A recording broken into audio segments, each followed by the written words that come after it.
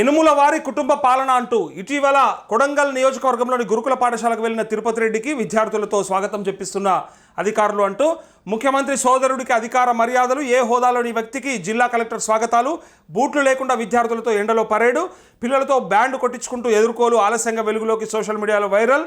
వికారాబాద్ జిల్లాకు ముఖ్యమంత్రిగా తిరుపతి రెడ్డి. అయితే రాష్ట్రానికి 60 మంది సీఎంలా అంటూ కేటీఆర్ చెప్పినట్టుగా మరి ఆయన ఒక ఎమ్మెల్యే కాదు, ఎంపీ కాదు, మంత్రి కాదు, ఎమ్మెల్సీ కాదు, ఏ హోదా లేదు. ఏ హోదా లేనటువంటి వ్యక్తికి ముఖ్యమంత్రి తమ్ముడు అనే ఒక పేరుతోని ఇక రాచ మర్యాదలు చేస్తూ ఉన్నారు. సరే, మరి ఇది ఎంతవరకు కరెక్ట్ అనేది జనాలు ఆలోచించుకోవాలి. ఎందుకంటే గతంలో కేసీఆర్ని కుటుంబ పరిపాలన, నియంత పరిపాలన, నియంతృత్వ పరిపాలన నన్నన్నాడు. మీ కుటుంబంలో ఇన్ని ఉద్యోగాల 4 5 అని చెప్తే కనీసం వాళ్ళు ప్రజలలో గెలిచి వచ్చి రాజకీయాలు చేసిరేమో. కానీ ఈయన మరి వార్డు మెంబర్ కూడా గెలవాలి, వాళ్ళ ఊళ్ళో సర్పంచ్ కూడా కాదు. అయినప్పటికీ కూడా ముఖ్యమంత్రి తమ్ముడు అనే పేరుతోని మొన్న సీఎంఆర్ఎఫ్ చెక్కులు కూడా పంచుతూ ఉన్నాడు. నేను అది చెప్తా ఉన్నా, అది ఎమ్మెల్యేలు పంచాల్సినటువంటి చెక్కులని మరి అన్న అంత బిజీ ఉంటే మరి దాన్ని ఎవరికప్ప చెప్పాలి, ఏంది చేయాలని చెప్పి చూడాలి కదా. మరి సొంతగా తమ్ముడిని ఇన్ఛార్జ్గా చేసి మరి తమ్ముడు రాజ్యమా ఇదని చెప్తారు. 60 మంది సీఎంలు ఉన్నారా, మరి ఏంది ఇక్కడ. ఇక దాంతోపాటు మరి వికారాబాద్ జిల్లాకు ముఖ్యమంత్రిగా మరి తిరుపతి రెడ్డి అనుకుంటుండా అని చెప్పి డైరెక్ట్గా ఇక్కడ వార్త వచ్చింది. మరి ఇది మేధావి వర్గం ఇప్పుడు మాట్లాడాలి దీని గురించి మేధావులు మాట్లాడాలి. మరి కుటుంబాలు ఇట్లా పరిపాలించవచ్చునా?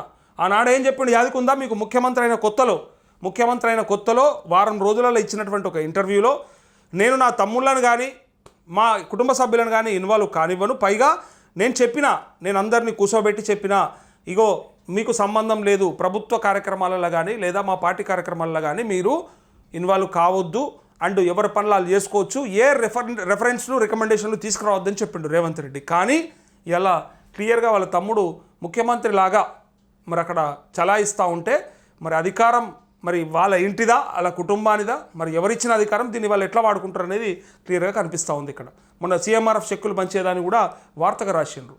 సో అది ఇలా ప్రూఫ్ దొరికిందని చెప్పి సోషల్ మీడియా అది పెట్టిరు ఇక్కడ.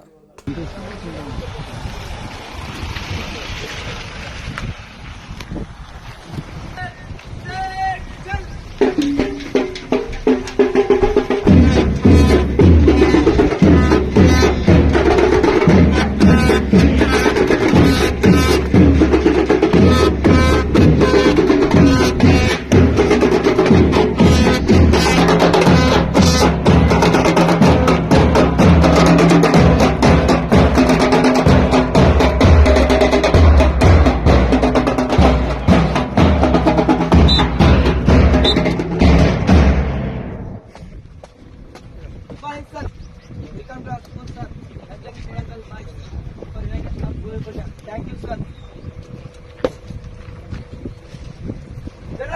Salute!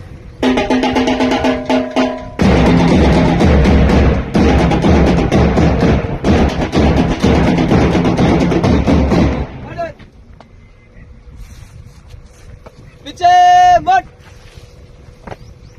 Pare!